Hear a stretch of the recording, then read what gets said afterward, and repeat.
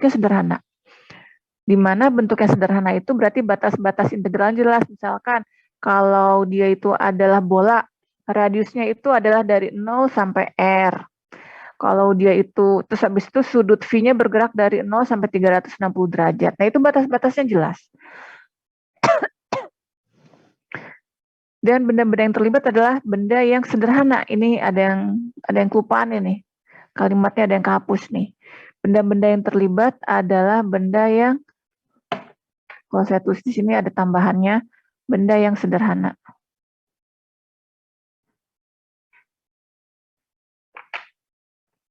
Terus habis itu, contohnya ini. Nah, sekarang, gimana kalau ternyata bendanya tidak beraturan? Misalnya kita ingin menghitung berapa medan listrik yang disebabkan oleh muatan yang bentuknya nggak beraturan. Nah, untuk kasus ini,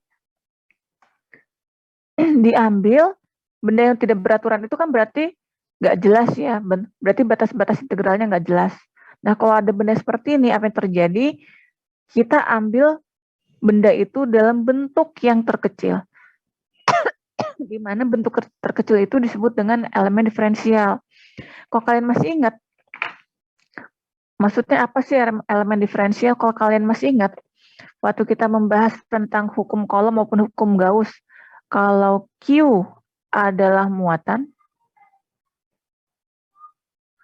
maka DQ adalah sebagian muatan.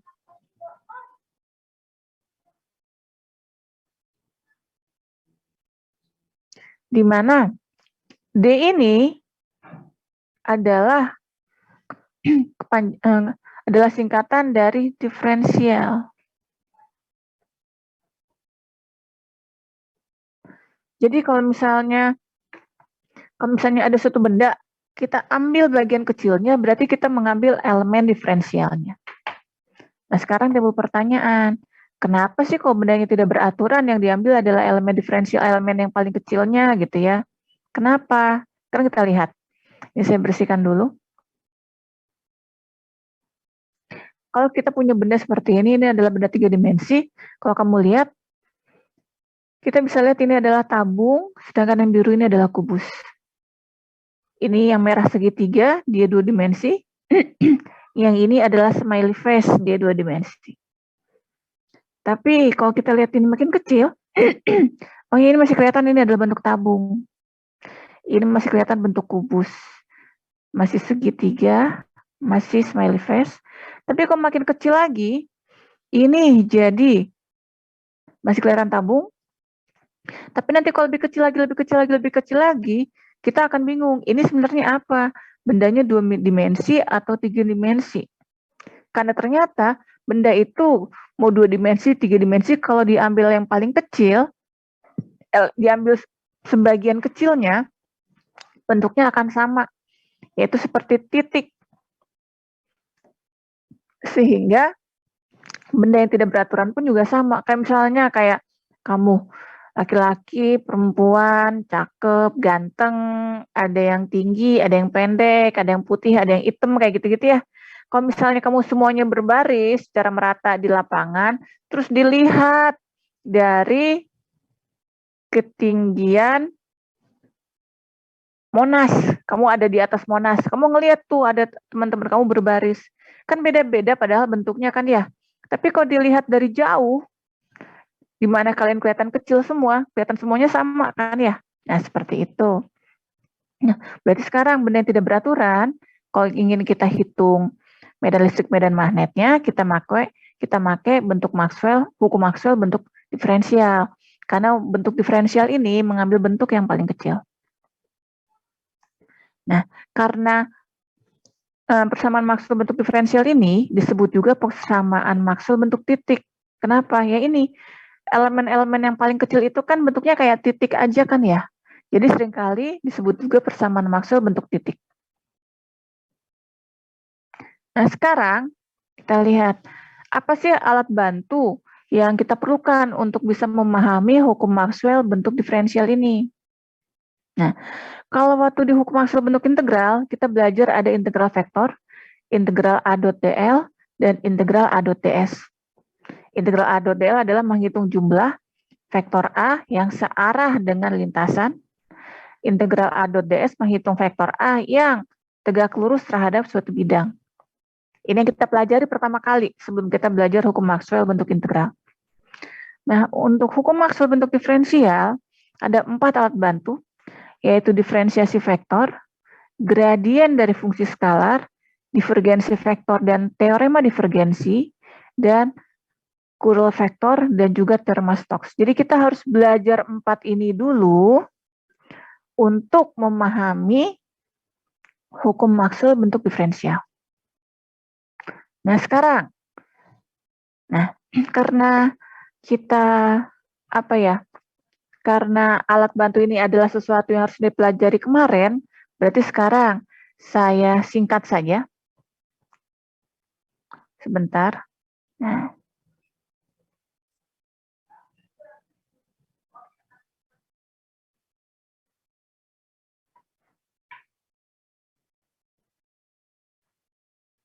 Nah, jadi sekarang saya bikin ringkasannya aja. Nah, tinggal kalian lihat. Nah, ini adalah, sebentar.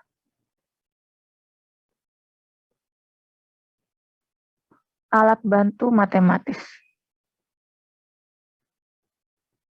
Yang pertama, yang kita pelajari adalah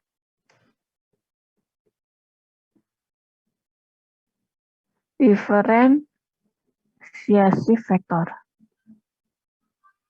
Ini apa? Kalau kita lihat, penjelasannya adalah, ini ada suatu vektor yang diturunkan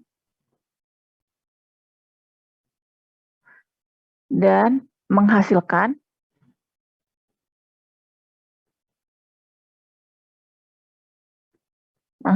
vektor juga. Jadi diferensiasi vektor, ada vektor, didiferensiasikan, diturunkan, dia akan menghasilkan vektor juga. Nah, sekarang, di mana vektor ini, namanya vektor kan pasti ada arah. Vektor ini, arahnya tangensial terhadap lintasan.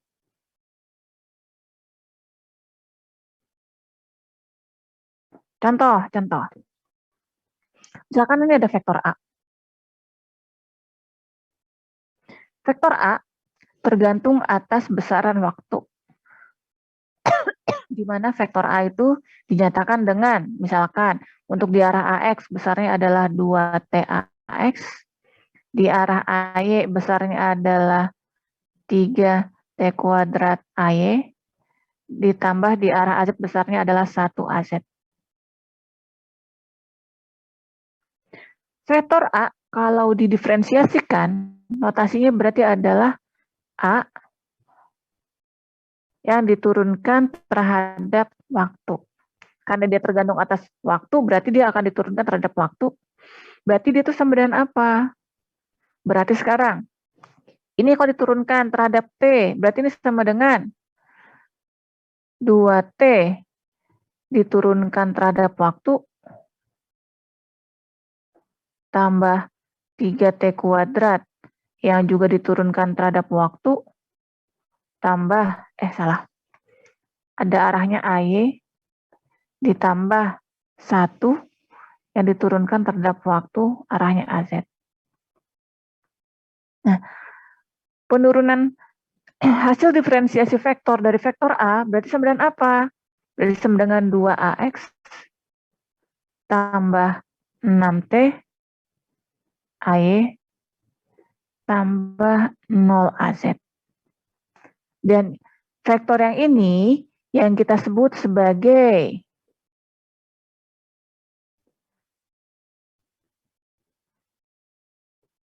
diferensiasi dari vektor A.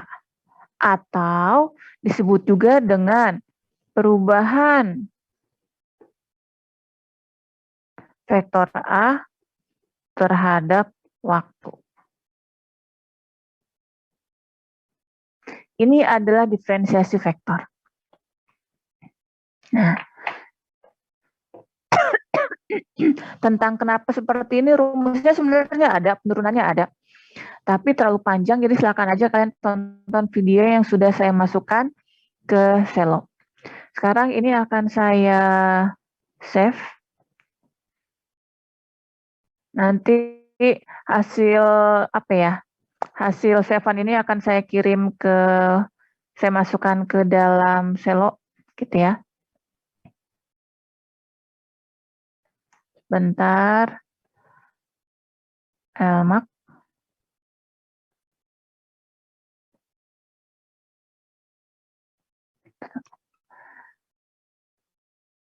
Alat bantu matematis 1.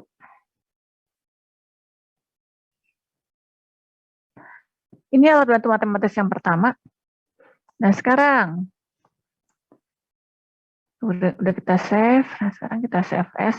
Kita cari sekarang, kita bikin alat bantu matematis yang kedua. Alat bantu matematis yang kedua disebut dengan, ini saya tutup dulu. Ini ketua kelasnya mana ya? Ketua kelasnya nggak mau ngerekam Zoom ini.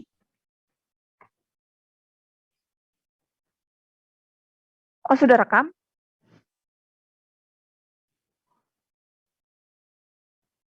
Kamu nggak pengen dikasih akses buat ngerekam lewat Zoom, atau kamu rekam manual lewat Camtasia atau apa gitu? Oh ya udah. Tapi nanti rekaman kamu nanti kamu posting kan? Nggak mesti kamu posting di Google Drive yang dulu pernah kamu kasih ke saya kan?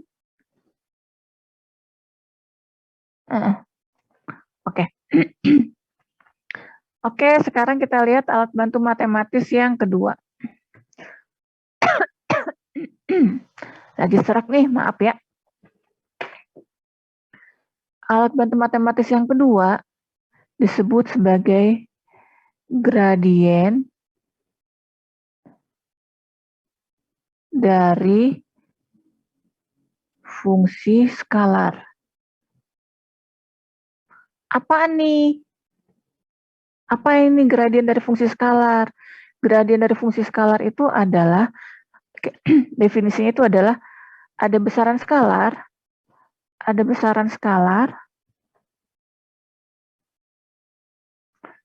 terus kita turunkan, yang kita diferensiasikan, kita turunkan, dan hasilnya adalah vektor. Jadi sekarang, kalau tadi yang alat bantu yang pertama vektor, diturunkan, hasilnya vektor. Kalau sekarang besaran skalar, diturunkan, hasilnya adalah vektor. Dan vektor ini arahnya tegak lurus terhadap suatu bidang. Nah, notasi dari gradien fungsi skalar ini, misalkan kalau jadi contoh aja dulu, contoh. Jangan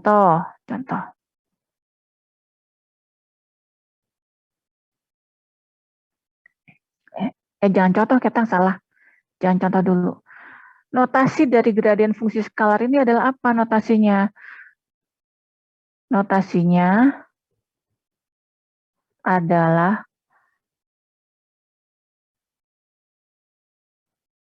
nah, timbul pertanyaan nih, apa nih segitiga terbalik? Apa ini F? Kalau kita lihat sekarang, ternyata F ini adalah fungsi skalarnya. Fungsi skalar. Kalau kamu lihat di sini tidak ada panahnya, tidak ada tulisan tebal, berarti ini adalah fungsi skalar. Terus pertanyaan berikutnya adalah, apa nih segitiga terbalik? Segitiga terbalik ini adalah operator yang namanya operator nabla atau disebut juga operator del. Dia itu adalah aduh maaf ya, Aduh, sebentar. Sebentar.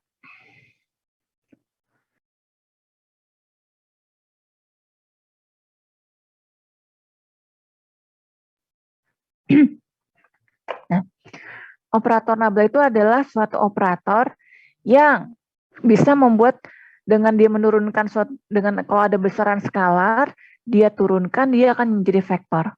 Nah, untuk sistem koordinat kartesian, operator nabla ini bentuknya seperti ini.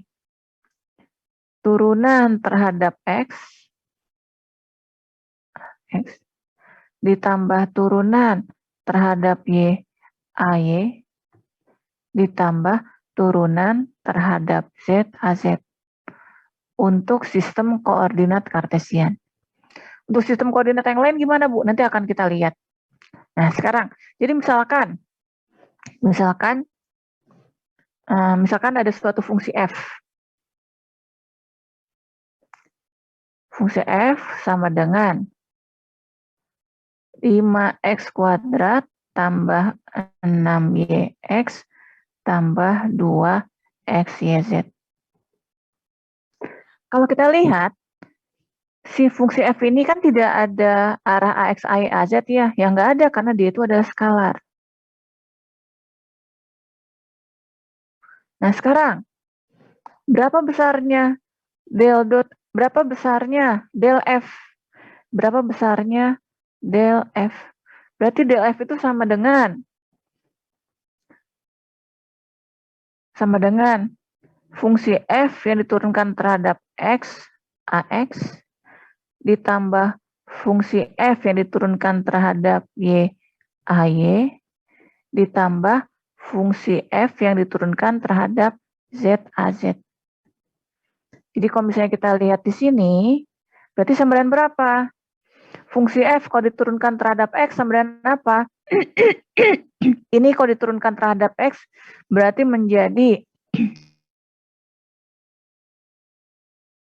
10x. Ini kalau diturunkan terhadap x berarti menjadi plus 6y. Kalau diturunkan terhadap x menjadi plus 2yz. Dan ini arahnya adalah arah ax. Ditambah yang ini diturunkan terhadap y. Ini diturunkan terhadap y adalah 0. Diturunkan terhadap y berarti menjadi 6x. Diturunkan terhadap y berarti menjadi 2xz. AY ditambah diturunkan terhadap z0, turunkan terhadap z0, diturunkan terhadap z berarti adalah 2xyaz. Dan ini berarti sekarang kalau kita lihat adalah vektor. Vektor ini gimana? Tegak lurus terhadap bidang-bidang apa? Bidang yang dibentuk oleh fungsi skalar ini. Nah, Bu, kenapa kok bentuk del? Jadi ini bacanya apa? Ini bacanya adalah del F atau nabla F. Tapi orang biasanya bacanya del F. Ini del F ini bentuknya dapat dari mana? Penurunannya panjang. Cuman ya udah kita tahu untuk sistem koordinat kartesian bentuknya seperti ini. Itu adalah fungsi, adalah alat bantu matematis yang kedua. Ini saya save dulu. Saya save dulu. Nah, sekarang mungkin ada yang bertanya, bentuk del untuk fungsi untuk sistem koordinat silinder sama kartesian gimana? Nah, itu ada pada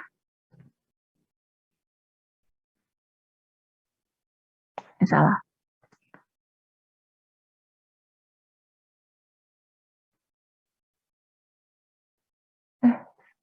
Kok nggak jelas gini sih? Nah, itu bisa dilihat di sini. Bisa kelihatan? PowerPoint saya kelihatan? Nah, berarti untuk bentuk kartesian, kalau misalnya fungsi skalarnya saya nyatakan dengan T, apa itu T? Contohnya temperatur. Yang namanya suhu adalah fungsi skalar. Soalnya kalau ada kita berdiri di suatu ruangan, kamu berdirinya menghadap ke utara atau ke selatan, pasti suhu yang kamu rasa sama-sama aja, seperti itu. Nah, ini adalah persamaan del untuk berbagai sistem koordinat. Dan ini tinggal kalian catat. Kalau mungkin kalian butuh rangkuman kertas cheat sheet, kalian catat aja. Nah, itu adalah tentang gradien. Selanjutnya, kita akan lihat alat bantu yang ketiga. Ini udah saya save. Sekarang saya save as. Saya bikin alat bantu matematis yang ketiga.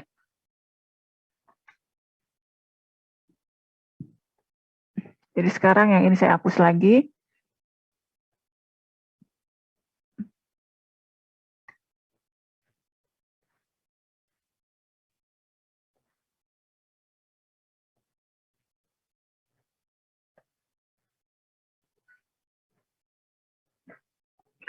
Alat bantu matematis yang ketiga itu disebut dengan divergensi.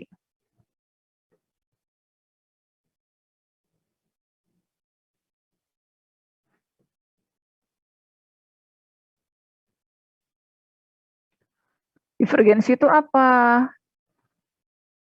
Kalau kita lihat, divergensi itu adalah vektor yang diturunkan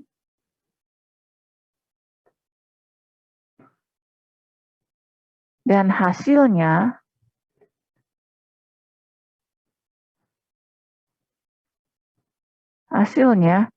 adalah, nah yang ini agak-agak aneh nih, hasilnya adalah skalar.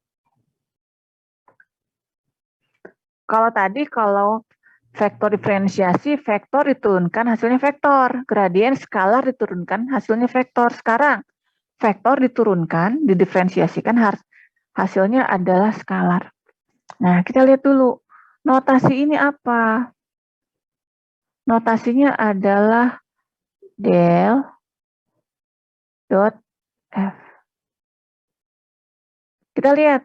Kita tahu del ini adalah apa tadi? Adalah operator nabla. Del itu adalah kalau misalnya untuk sistem koordinat kartesian, del itu adalah tadi d per dx ax tambah turunan terhadap y ay tambah turunan terhadap z az. Nah, jadi sekarang vektor didot produkkan dengan vektor. Berarti hasilnya adalah apa? Hasilnya adalah skalar. Nah, sekarang kalau kita lihat, berarti timbul pertanyaan, berarti berapa del dot f? Berarti adalah si do per do x ax ditambah do per do y ay ditambah do per do z az. Ini vektor delnya.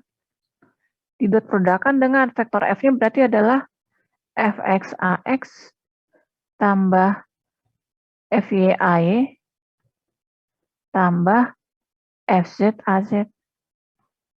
Di mana berarti untuk sistem koordinat kartesian, berarti kalau kita lihat ax dot ax adalah 1.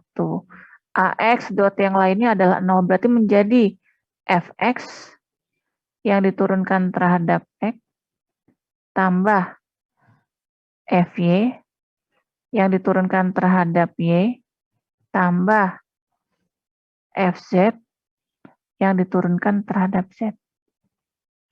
Ini adalah bentuk del dot f pada sistem koordinat kartesian. Sebenarnya ada yang kelupaan nih. Sebenarnya divergensi itu selain vektor yang diturunkan hasilnya adalah skalar, ternyata divergensi itu artinya juga pada dasarnya yang namanya del dot f sebenarnya definisi aslinya adalah jumlah vektor f yang menembus suatu bidang yang tertutup dibagi dengan volume yang dilingkupi oleh bidang tertutup tersebut. Tapi si bidang yang tertutupnya ini sangat kecil, sehingga saya tulis delta S. Dan volumenya kalau misalnya bidangnya sangat kecil, berarti kalau misalnya kayak bola. Bolanya sangat kecil, berarti volume dalam bola juga kecil, berarti volumenya saya tulis delta V. Nah, ini sebenarnya nih definisi asli dari divergensi. Nah, sekarang contoh Bu, contoh soal. Misalkan ini yang warna coklat sini.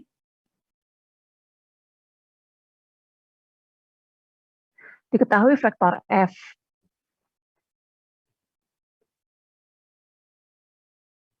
memiliki persamaan 2xax tambah 3xy ay tambah 5z az.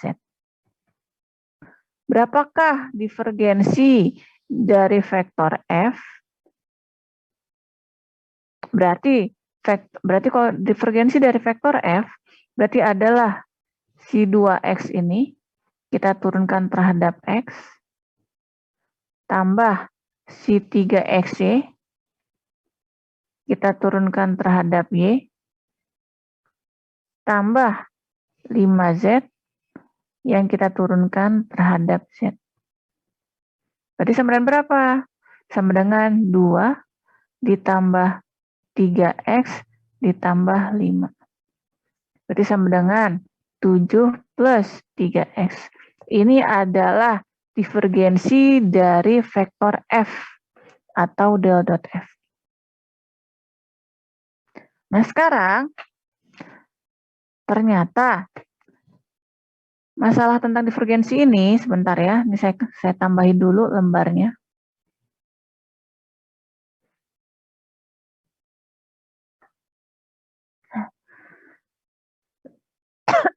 Ternyata pada saat orang berbicara tentang divergensi, ada teorema yang namanya adalah teorema divergensi.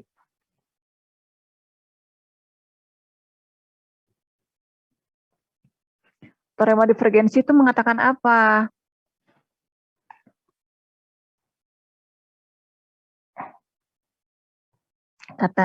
Di sini dikatakan integral tertutup dari f dot ds sama dengan integral del dot f dv. Jadi jumlah vektor f yang menembus suatu bidang yang tertutup, di mana bidangnya itu adalah bidang yang sangat kecil, jadi bidangnya saya tulis kalau sangat kecil ada tulisan deltanya, sama dengan jumlah divergensi vektor f tersebut terhadap volume. Volumenya volume mana? Volume yang dilingkupi oleh si bidang yang sangat kecil tersebut. Dan teorema divergensi ini sangat penting karena dia tuh berperan dalam merumuskan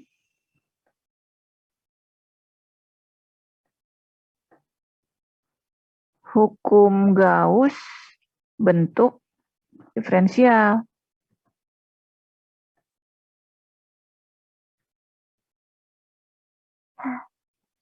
Nah, ini saya save dulu. Nah, sekarang kita lihat. Kayak gimana sih hukum Gauss bentuk diferensial? Di sini sudah ada nih videonya di sini.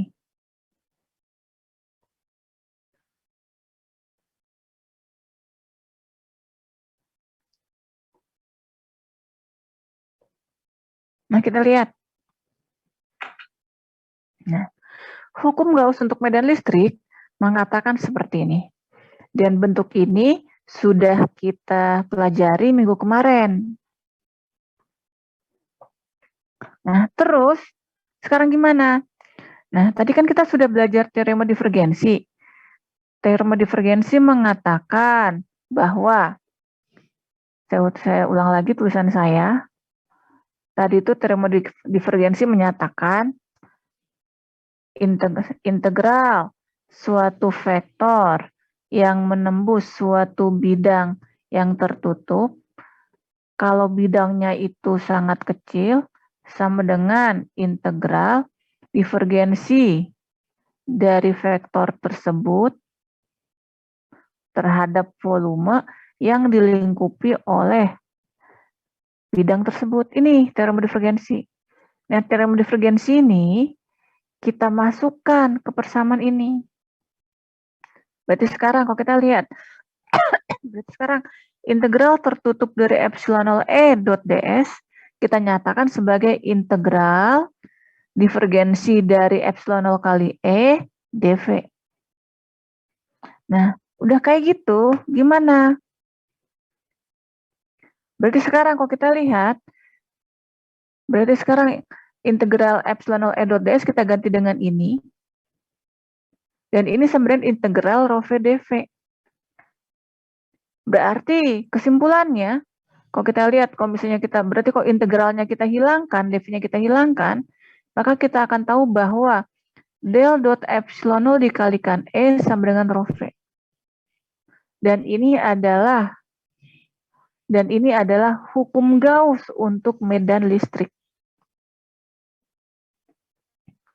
Jadi divergensi dari epsilon 0 dikalikan E sama dengan distribusi muatan persatuan volume. Nah sekarang, bagaimana kalau dengan hukum Gauss untuk medan magnet? Ini teorema divergensinya masih saya tampilkan. Hukum Gauss untuk medan magnet menyatakan bahwa integral tertutup dari B dot ds sama dengan 0. Dengan teorema divergensi berarti integral ini sama dengan integral del dot B dv. Integral B dot ds pada permukaan yang tertutup sama dengan integral divergensi dari vektor B terhadap volume. Nah, ini sama dengan 0. 0 itu sama dengan integral 0 dv. Artinya apa? Kalau integralnya kita hilangin, dv-nya integralnya saling coret, kita hilangin, dv-nya kita hilangin juga, maka del dot B sama dengan 0 dan itu adalah hukum Gauss untuk medan magnet. Nah, sekarang ada yang kelupaan nih, yang ketinggalan. Yang ketinggalan itu adalah Courant. Sebentar, ini saya bikin catatan yang berikutnya. Ini sudah saya save. Sekarang saya save as ke alat bantu matematis yang keempat.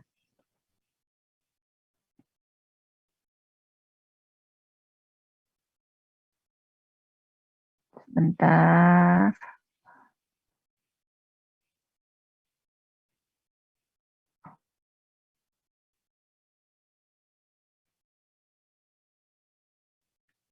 Nah, alat bantu matematis yang keempat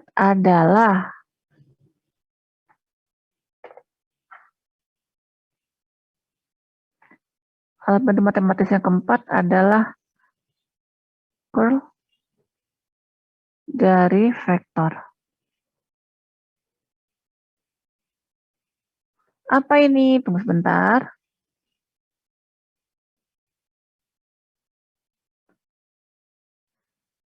Sebentar.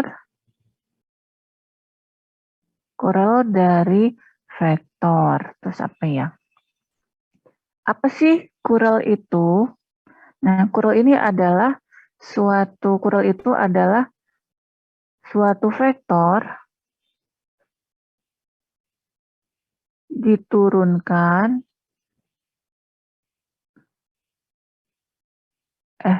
kok suatu diturunkan? Salah. Suatu vektor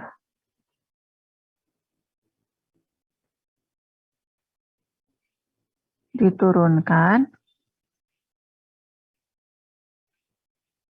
hasilnya adalah vektor juga. Beda dengan divergensi. Divergensi vektor diturunkan hasilnya skalar. Ini vektor diturunkan hasilnya vektor. Lah, apa bedanya dengan diferensiasi vektor? Beda. Sekarang kita lihat. Untuk kural itu notasinya adalah del cross F. Berarti ini sama dengan bacanya adalah kural dari vektor F. Nah, kalau kita lihat, kalau kita ingat lagi tadi, del ini adalah vektor. Vektor yang kayak gimana? Ulang lagi. Turunan terhadap x AX tambah turunan terhadap y AY tambah turunan terhadap z AZ. Jadi kalau misalkan sekarang ada vektor yang diturunkan, misalnya kalau ada vektor yang dikuralkan, saya bikin garis dulu. Kalau ada vektor yang dikuralkan, maka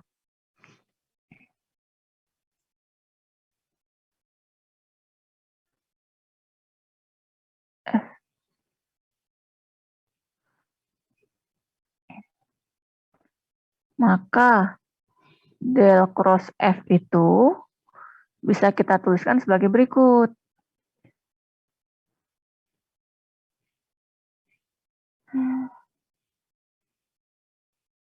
Kalian di kalkulus atau di matematik pernah lihat seperti ini enggak? Ini AX, AY, AZ. Vektor delnya adalah del cross turunan terhadap waktu, turunan terhadap X, turunan terhadap Y, turunan terhadap Z. Ini adalah Fx, Fy, Fz. Di mana ini kepanjangan saya hapus dulu.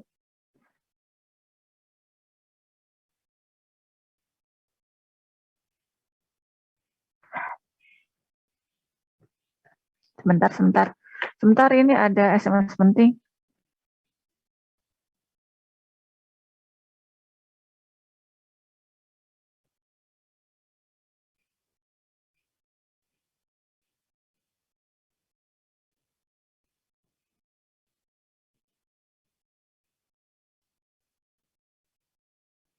Bentar ya.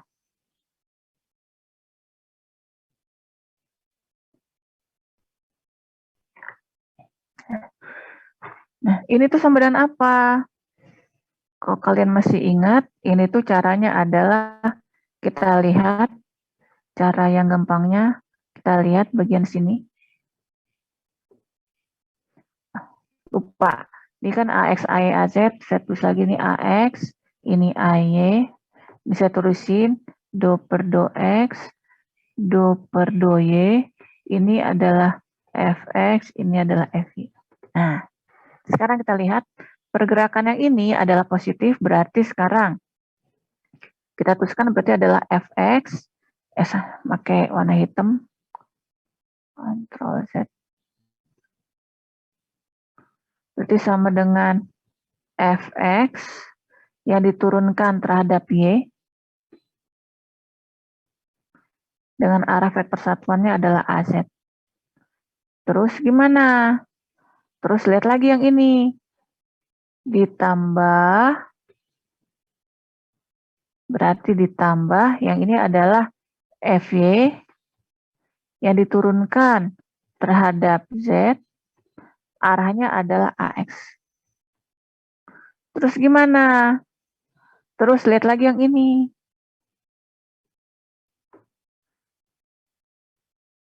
Ditambah, berarti ini adalah Fz yang diturunkan terhadap X dengan arah AY. Udah selesai belum? Belum. Ada lagi garis yang ini.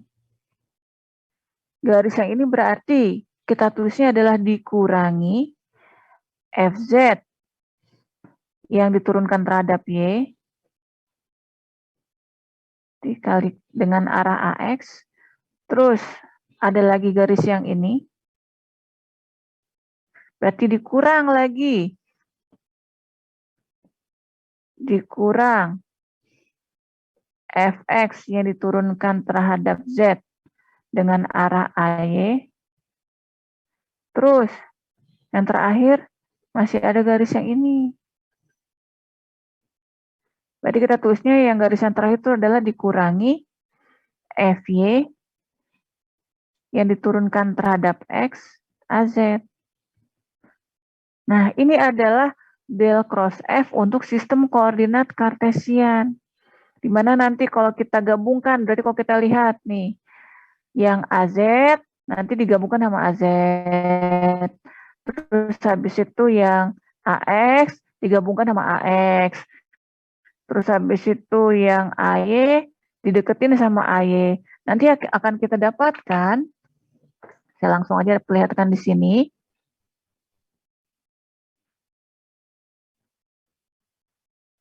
Nanti kalian bisa lihat di video, akan kalian dapatkan bahwa kurel dari vektor F atau del cross F untuk sistem koordinat Kartesian bentuknya seperti ini. Untuk sistem koordinat silinder bentuknya seperti ini. Untuk sistem koordinat bola bentuknya seperti ini. Dan rumus-rumus ini adalah hal yang perlu kalian hafalkan. Kalau nggak hafalkan ya kalian catat di kertas rumus. Seperti itu. Nah, ini adalah kurel. Nah, sekarang timbul pertanyaan. Terus kalau udah tahu kurel, terus apa gunanya? Sebenarnya yang penting itu adalah yang ini. Yang penting dari kurel itu adalah ada suatu teorema yang namanya adalah teorema Stokes. Teorema Stokes. Teorema Stokes ini ngomongnya apa? Integral vektor F yang tangensial terhadap suatu lintasan yang tertutup, kalau lintasannya itu sangat kecil, sama dengan jumlah dari kurel dari vektor tersebut dot ds, di mana S ini adalah bidang yang dilingkupi oleh lintasan yang kecil ini. Kalau lintasannya kecil, berarti bidangnya juga pasti kecil. Nah, ini yang penting, di mana teorema Stokes ini digunakan untuk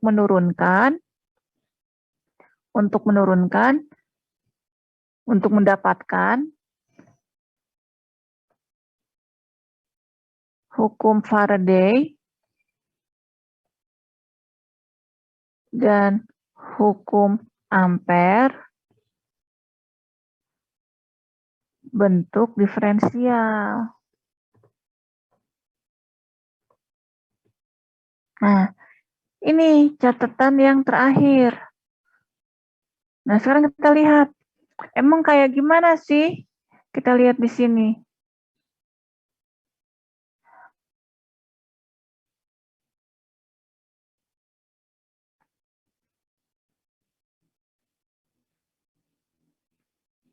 Nah, kita lihat. Hukum Faraday dalam bentuk integral bentuknya seperti ini. Dimana kalau saya... sebentar. Kalian bisa ngelihat PowerPoint saya nggak?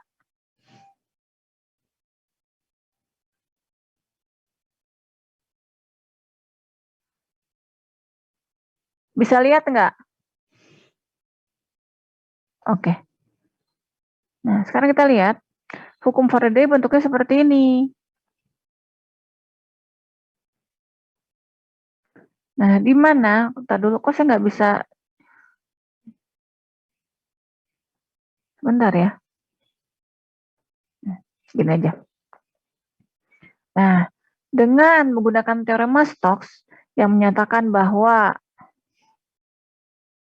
integral tertutup, integral suatu vektor yang tangensial terhadap lintasan, di mana lintasan tertutup itu sama dengan integral del cross E dot ds, maka si ini kita tuliskan menjadi integral del cross E dot ds.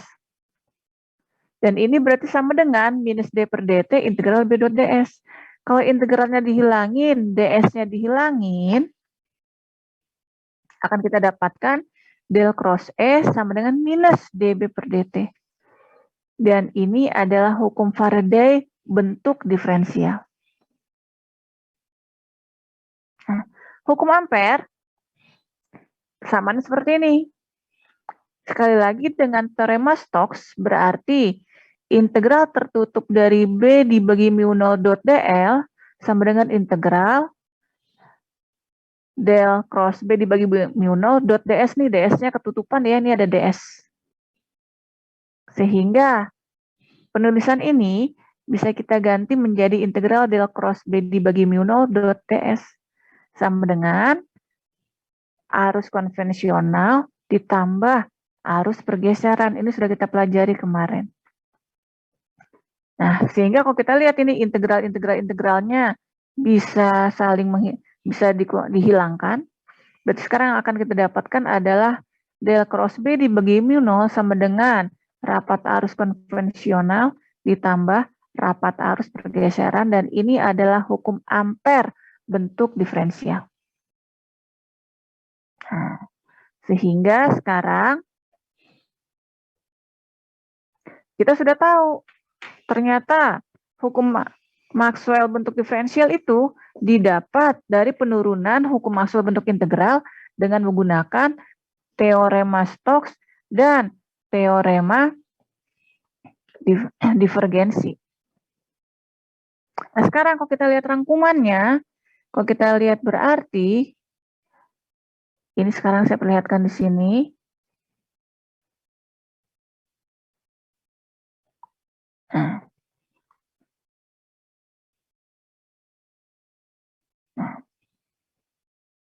Nah, sekarang hukum Maxwell, hukum Gauss untuk medan listrik, ini bentuk integral. Nah, ini adalah hukum Maxwell bentuk diferensialnya.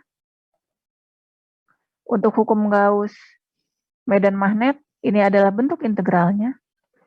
Ini adalah diferensialnya. Untuk hukum Faraday seperti ini, bentuk diferensialnya seperti itu. Untuk hukum Ampere, nah, kanan. Dan bahan ini akan masuk untuk bahan UTS kalian minggu depan. Nah, ternyata kita juga akan berkenalan, akan belajar tentang hukum Maxwell statis.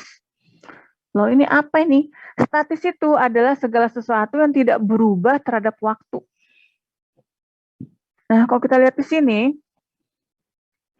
untuk hukum Gauss untuk medan listrik, baik bentuk integral maupun diferensial, di sini tidak ada unsur waktunya. Hukum Gauss untuk medan magnet juga nggak ada unsur waktunya. Bu, maksudnya unsur waktu itu apa? Yang ada notasi T. Nah, kalau kita lihat di sini, hukum Faraday, kita lihat, oh di sini ada turunan terhadap waktu nih. Kalau ada turunan terhadap waktu, berarti ada perubahan terhadap waktu. Padahal definisi statis itu adalah tidak ada yang berubah terhadap waktu. Artinya apa? Kalau dia statis berarti ini berubah menjadi 0. Sehingga bentuk diferensialnya adalah del cross E sama dengan 0. Untuk hukum Faraday, untuk hukum Ampere, kita lihat unsur waktunya di mana nih? Oh, di sini nih, di bagian arus pergeseran. Kalau statis berarti tidak ada perubahan terhadap waktu, bagian ini jadi hilang, jadi 0. Sehingga hukum Ampere bentuk diferensial untuk yang medan statis adalah del cross B dibagi mu 0 sama dengan J. Nah, ini harus kalian ingat beserta berbagai bentuk divergensi, kural untuk berbagai sistem koordinat, karena itu akan muncul di UTS nanti. Nah, sekarang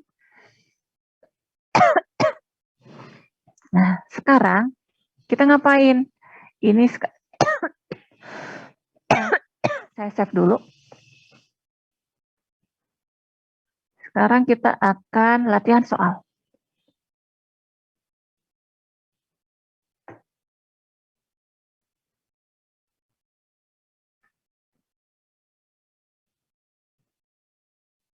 Sekarang kita latihan soal.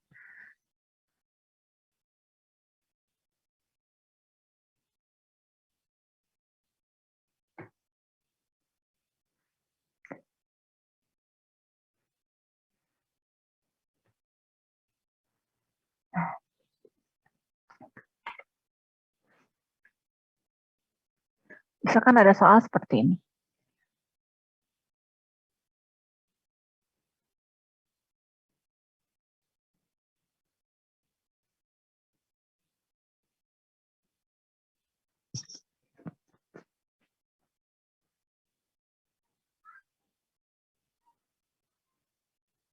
Pada suatu ruang,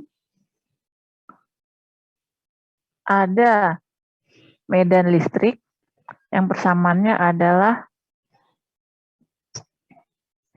2XAX tambah 3XY-AY.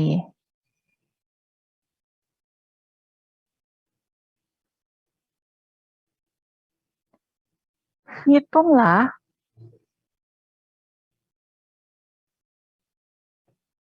besarnya distribusi muatan di titik 3,4,5. Nah, yang pasti kalau ada medan listrik sama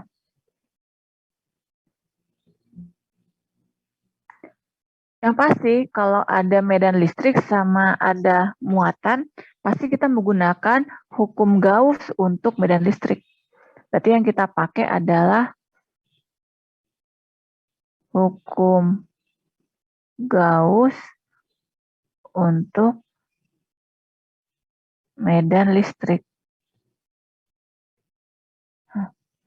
Kalau kita lihat dari sini, di sini itu nggak ada bendanya. Nggak tahu apakah ini tuh bendanya bulat, kotak, atau apa, karena nggak ada bendanya. Berarti kita nggak mungkin pakai bentuk integral. Soalnya kalau integral itu bendanya harus ada. Berarti kita pakai hukum Gauss untuk medan listrik bentuk diferensial. Nah, tadi gimana? Dikatakan tadi hukum Gauss untuk medan listrik bentuk diferensial bunyinya adalah del dot epsilon 0 dikalikan E sama dengan rho V. Dan yang ditanyakan adalah rho V ini. Berarti kesimpulannya, rho V sama dengan apa? Berarti rho V sama dengan, bisa kita tuliskan sebagai epsilon 0 dikalikan dengan del dot E. Del itu adalah vektor ya, sebenarnya nggak usah kita tulis tanda vektor ini juga kita harus ngerti, dia itu adalah vektor. Nah, saya hapus saja.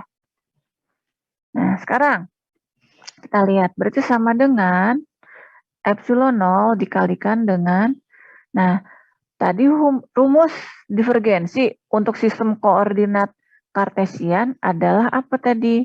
Berarti adalah EX yang diturunkan terhadap X ditambah EY yang diturunkan terhadap Y ditambah EZ yang diturunkan terhadap Z.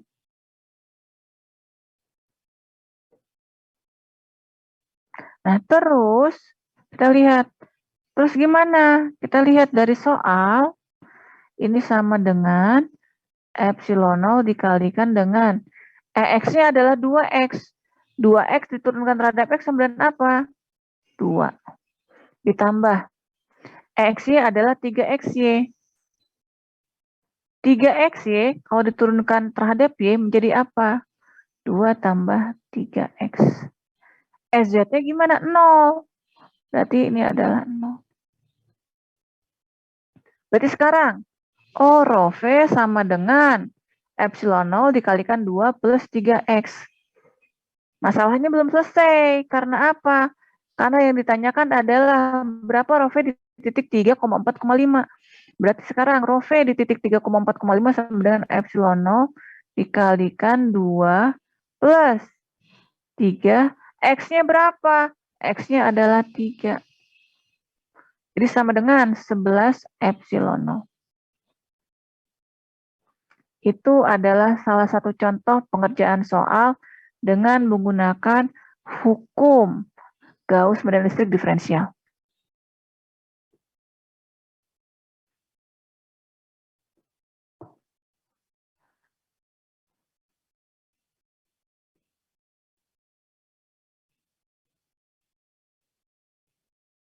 Nah, sekarang kita lihat soal lainnya.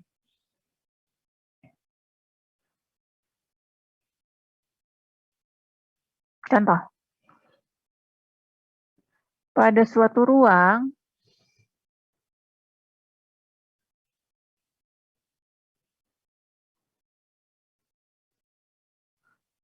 terdapat rapat fluk magnet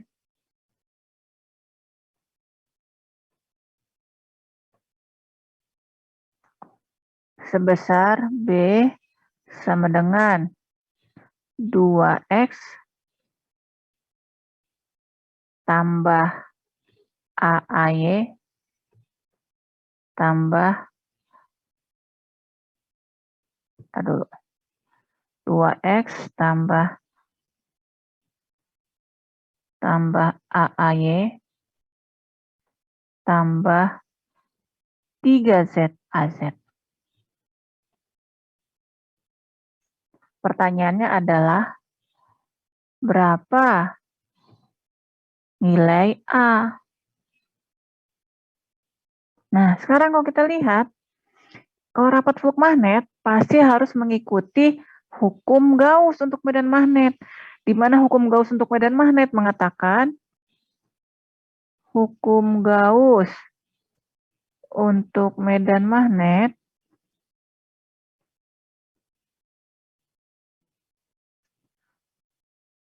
menyatakan bahwa del dot B sama dengan 0. Nah, berarti sekarang kalau del dot B sama dengan 0, berarti sekarang kita lihat berapa del dot B. Sekali lagi saya lihat del dot B untuk sistem koordinat. Ini ada yang salah ya. Sebentar. Ini ada yang salah. Soalnya ada yang salah, ada yang lupa.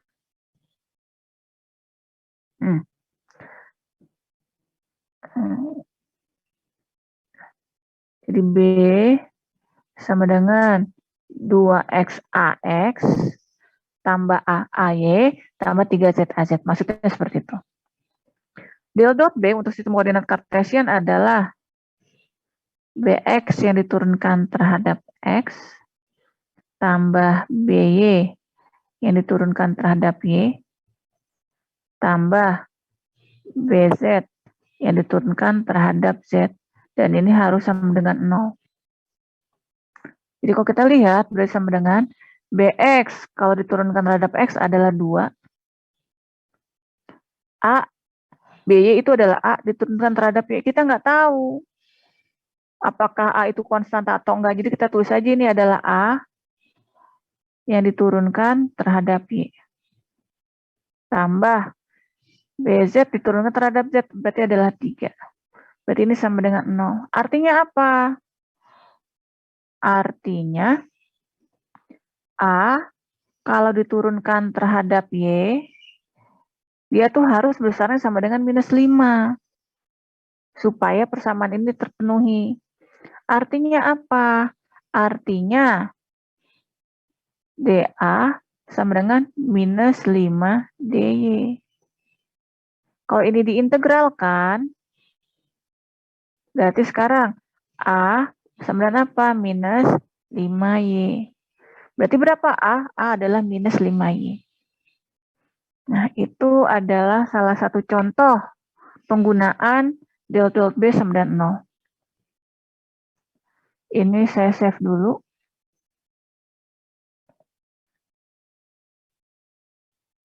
Nah, udah saya save. Sekarang saya save as.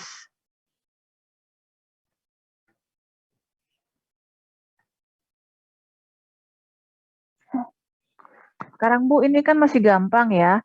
Soalnya kan sistemnya sistem koordinat kartesian. Sekarang gimana kalau diganti, Bu, soalnya, contohnya? Ini saya hapus.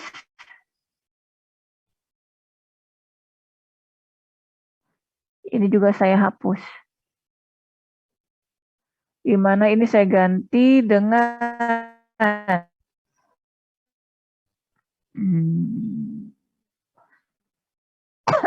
Ini juga saya hapus. Dimana ini nanti saya ganti dengan 2 row arrow. Ini menjadi AV ditambah 3Z AZ. Nah, berapa nilai A? Oh, gampang, Bu. Karena tadi X diganti dengan row, berarti kalian akan berpikir ini ganti dengan row, ini ganti dengan row. Terus ini diganti dengan V. Ini ganti dengan V. Sehingga nanti ini V. Oh, berarti kalau misalnya kalian berpikir, oh berarti ini diganti dengan V.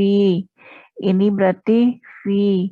Ini berarti adalah menjadi minus 5V. Nah, kalau kalian berpikir seperti ini salah. Kenapa salah? Soalnya kalau mau saya tampilkan di sini, kalau kalian masih ingat,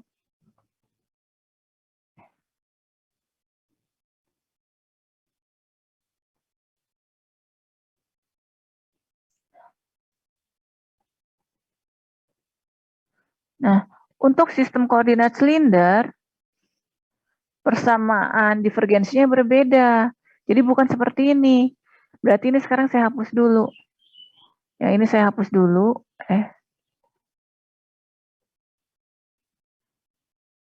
Sebentar. Ini saya tampilkan bersebelahan saja, biar enak melihatnya. Nah, jadi ini saya hapus.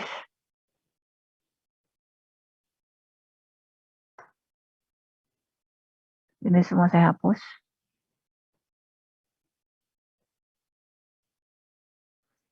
Jadi sekarang cara ngerjainnya gimana? Soalnya masih sama, seperti ini.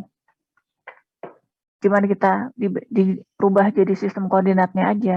Kita lihat, del dot B, di soal dikatakan, kalau misalnya untuk sistem koordinat silinder berarti adalah 1 per row dikalikan turunan terhadap row dari row dikalikan dengan, berarti row dikalikan B row, berarti row dikalikan dengan ini, dengan 2 row ditambah 1 per row ini dikalikan turunan terhadap V dari apa? Dari A ditambah turunan terhadap Z dari apa? Dari 3Z. Jadi kalau mau kita lihat, berarti ini sama apa? Row dikalikan 2 row berarti adalah 2 row kuadrat. 2 row kuadrat diturunkan berarti menjadi, ini kan berarti adalah 2 row kuadrat. 2 row kuadrat. Kalau diturunkan menjadi apa? Kalau diturunkan menjadi 4 row. 4 row dibagi dengan row, jadi menjadi 4. Saya tulis deh biar jelas ya.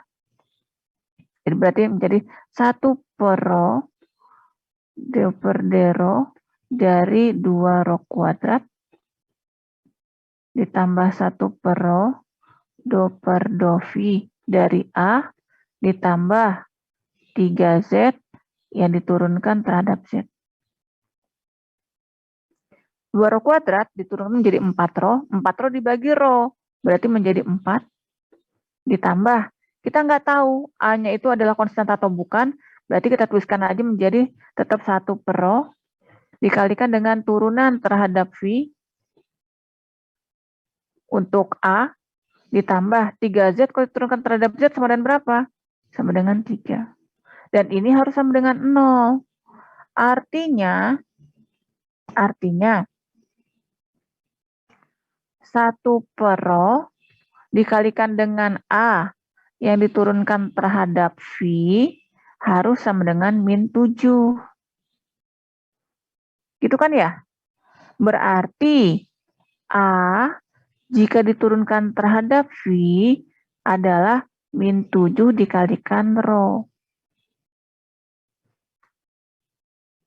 Berarti A sama dengan min 7 dikalikan rho do V.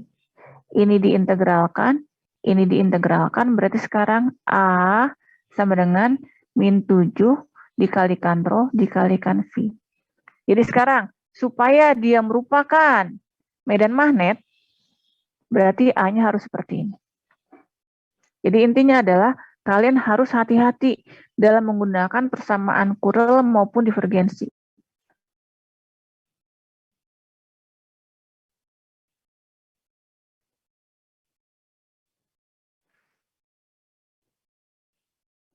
Nah, seperti ini, berarti ini adalah latihan yang berikutnya. Oke, sekarang kita lihat ke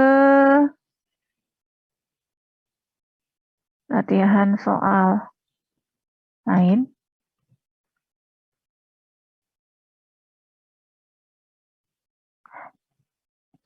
Ini saya hapus lagi.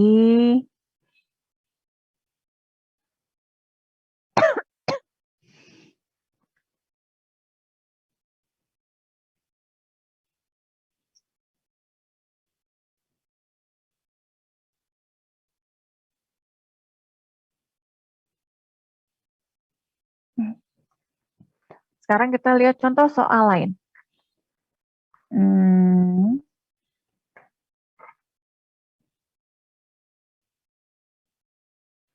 Contoh soal berikutnya, misalkan apa ya?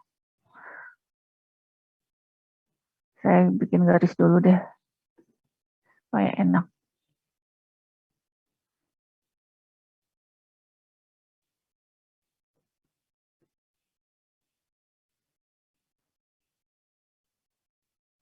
Pada suatu ruang,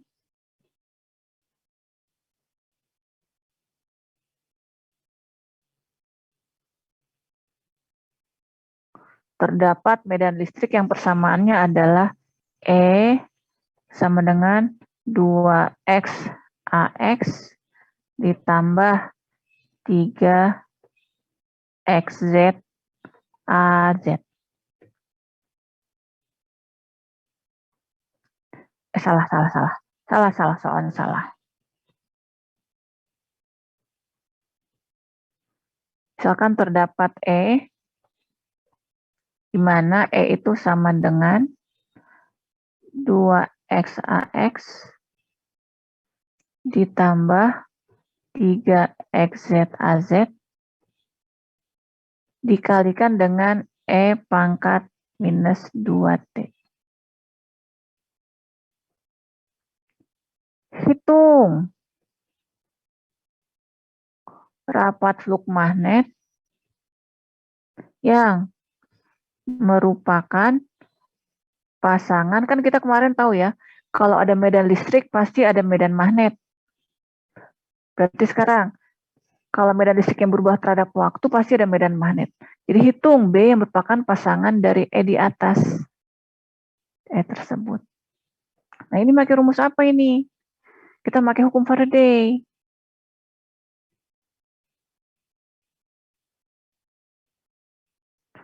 Hukum Faraday mengatakan bahwa EMF atau GGL itu adalah gaya gerak listrik sama dengan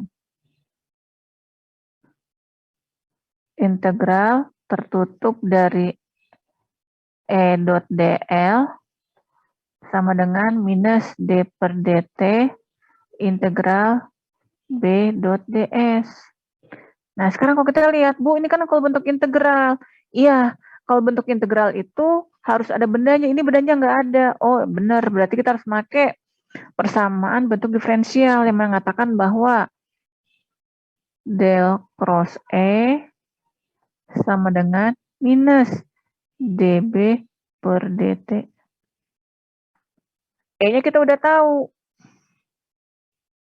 Nah, sekarang ayo kita lihat berapa sih del cross E.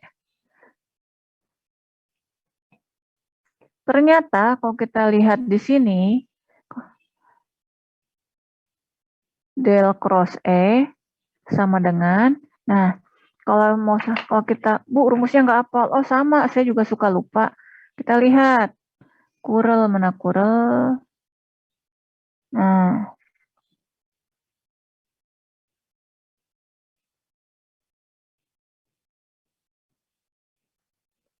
nih mari kita bandingkan untuk bagian kiri dan kanan. Nah, ini adalah kurel untuk sistem koordinat kartesian. Nah, sekarang kita lihat. Del cross S sama dengan, nah kalau kita lihat di sini, berarti FZ yang diturunkan terhadap Y. Kalau kita lihat, ini berarti adalah yang di arah AZ. Kalau ini diturunkan terhadap Y sama dengan berapa angkanya? Berarti kalau kita lihat, oh ini berarti sama dengan 0. 0. Ini kan kalau diturunkan terhadap Y nggak ada. Terus dikurangi, ini adalah FY yang diturunkan terhadap Z. Ini ada nggak komponen di arah E, di arah Y-nya? Oh, nggak ada. Berarti ini E udah 0 sendiri. Ini adalah ditambah, sekarang kita lihat nih. Fx yang diturunkan terhadap Z. Fx yang mana? Yang ini nih. Kalau dia diturunkan terhadap Z sama dengan apa? Sama dengan 0 juga. Terus dikurang Fz yang diturunkan terhadap X. Fz yang mana? Yang ini. Kalau diturunkan terhadap Z sama dengan kalau diturunkan terhadap X sama dengan apa? Kan ini kan diturunkan terhadap X. Berarti kalau kita turunkan terhadap X, berarti sama dengan dikurang dengan 3Z. Arahnya adalah AY. Udah selesai belum? Belum, masih ada ujungnya nih. Ditambah FY, kita lihat. Oh, FY-nya nggak ada, 0. Dikurangi Fx diturunkan terhadap Y. Oh, nggak ada juga nih, adalah 0. Berarti ini adalah 0 AZ. Berarti kalau kita lihat, oh berarti del cross E-nya sama dengan berapa? Berarti del cross E-nya sama dengan minus 3Z. Tapi jangan lupa, minus 3Z-nya ada, harus kita kalikan dengan bagian yang ini nih. Kan ini kan juga ada nih angkanya. Jadi minus 3Z dikalikan dengan E pangkat minus 2T. Dan harus kita ingat lagi, oh ini B, oh bukan. Si minus 3Z dikalikan E pangkat minus 2T ini adalah minus DB per DT. Yang ditanyakan adalah B. Berarti, kalau gitu gimana? Ya berarti minus DB sama dengan 3Z dikalikan E pangkat minus 2T DT. Ini ada minusnya. Minus ketemu minus coret, berarti jadi plus, plus. Jadi ini saya hapus saja. Jadi plus, ini jadi plus. Nah, yang ditanyakan adalah DB, adalah B, bukan DB. Berarti ini nanti kita integralkan. Ini kita integralkan. Bu, ini kok nggak diintegralkan? Kan diintegralkannya terhadap waktu. Berarti B sama dengan berapa? 3Z dikalikan. Integral ini sama dengan apa? Minus setengah kali E pangkat minus 2T.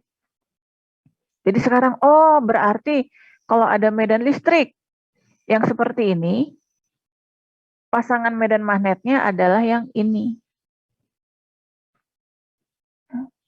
Pasangan medan magnetnya adalah yang ini. Nah, ini cara pengerjaan hukum Faraday. Nah, sekarang satu soal lagi deh, hukum Ampere. Jadi semua hukum udah kita bahas secara kilat. Terus habis itu nanti kalian saya berlatih sendiri di rumah.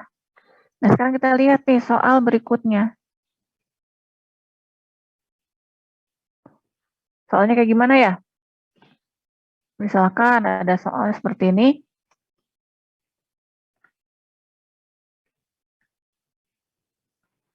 pada suatu ruang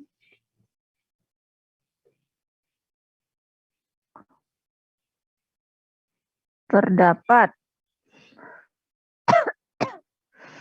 rapat fluk magnet yang besarnya adalah apa ya?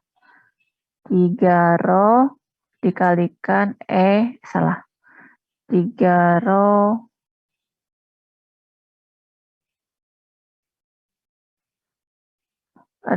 besarnya adalah 3Z dikalikan T kuadrat A rho. Berarti kalau ada medan magnet, berarti harusnya ada sumbernya dong. Nah, pertanyaannya adalah berapa besarnya rapat arus yang menghasilkan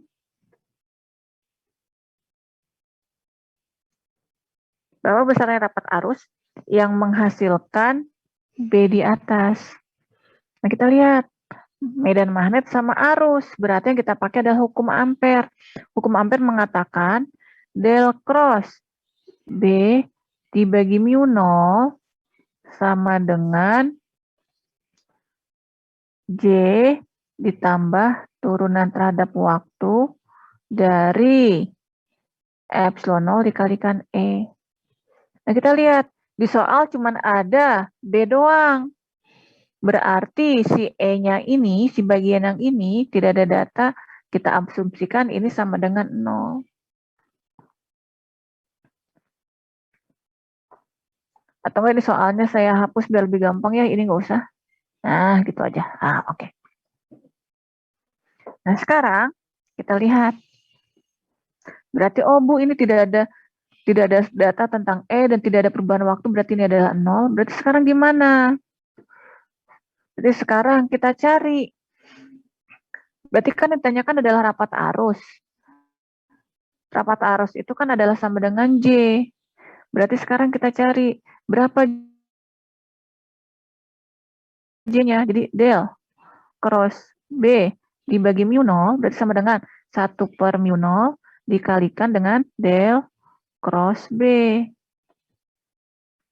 Berarti sekarang kalau kita lihat, ini tuh berarti sama dengan 1 per mu 0 dikalikan dengan, kita lihat, untuk sistem koordinat, ini kita catat dulu ya B-nya. Di sini, di mana B-nya sama dengan 3Z arrow. Ini adalah sistem koordinat silinder, berarti kita pakai rumus yang atas. Waduh, kayak ribet ya. Kita lihat dulu aja. Jadi sekarang kita lihat 1 per rho dikalikan dengan FZ yang diturunkan terhadap V. Ini cuma ada B yang di arah arrow doang, berarti ini adalah 0. Terus habis itu ini juga adalah dikurangi 0 arrow. Terus ditambah, ini sekarang F rho diturunkan terhadap Z, baru kita punya nih, ini adalah yang bagian di arah rho. Besarnya adalah 3Z. 3Z diturunkan terhadap Z berarti adalah 3. Terus kita dikurangkan dengan ini udah 0. Ini adalah AV. Ditambah berapa?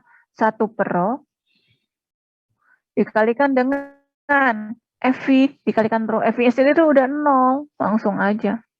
Dikurangi 1 per rho. F rho-nya adalah yang ini. Diturunkan terhadap V, 0 juga. Aset.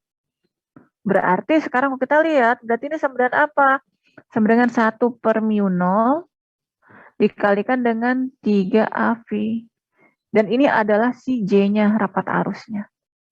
Nah, ini deh contoh-contoh soal yang berhubungan dengan hukum Maxwell bentuk diferensial. Ini saya save dulu.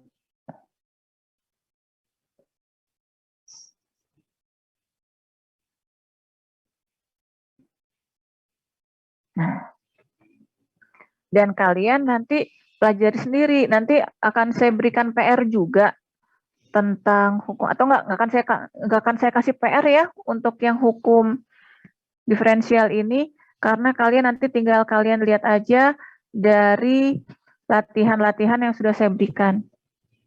Nanti file ini akan saya masukkan ke dalam Selo. Nah, saya itu mengajar 2 kelas. Ada kelas 410, 4410 sama 4411. Nanti di 4411 saya juga akan memberikan contoh-contoh soal. Tapi nanti contoh-contoh soalnya akan berbeda dengan yang ada di sini. Jadi nanti kalian akan punya banyak apa ya? Banyak referensi lah tentang cara pengerjaan soal. Seperti itu. Gitu deh dari saya, dan kita sekarang sudah 90 menit. Nah, berarti dengan ini materi sampai UTS sudah diberikan. Berikut latihan soal. Nah, jadi nanti tinggal kalian belajar sendiri. Nah, sekarang saya mau nanya, kalian mau diberi PR tentang hukum maksimal bentuk diferensial nggak?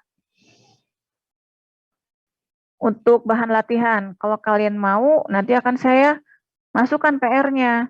Coba yang mau silakan untuk raise hand.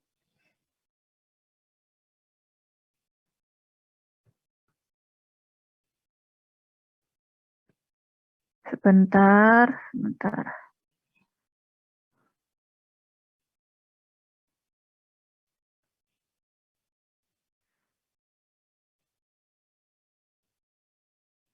Kalau saya lihat nggak ada yang raise hand ya.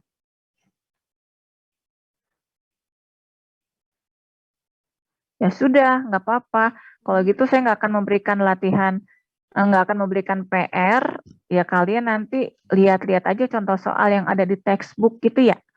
Nggak apa-apa. Mau nanya Bu, kalau misalnya nanti Ibu kasih PR itu nanti dikumpul juga ya Bu berarti di LMS? Ya iyalah, pasti kan aku udah ada PR pasti dikumpul. Oke, ya makasih Bu. Sekarang tanggal berapa sih? Tanggal 6 April ya?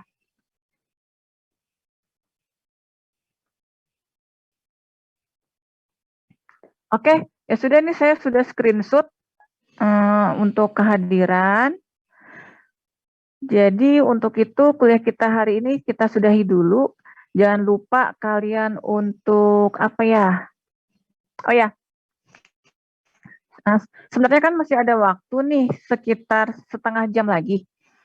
Saya ingin apa ya? Ya sudah deh, nanti tentang cara pengerjaan PR yang tadi saya tunjukkan di Selo, nanti akan saya kirim aja deh videonya, nanti kalian tinggal belajar sendiri ya. Jadi silakan aja kalian belajar sendiri. Terima kasih atas perhatiannya, kita ketemu lagi setelah UTS. Assalamualaikum warahmatullahi wabarakatuh. Waalaikumsalam warahmatullahi wabarakatuh.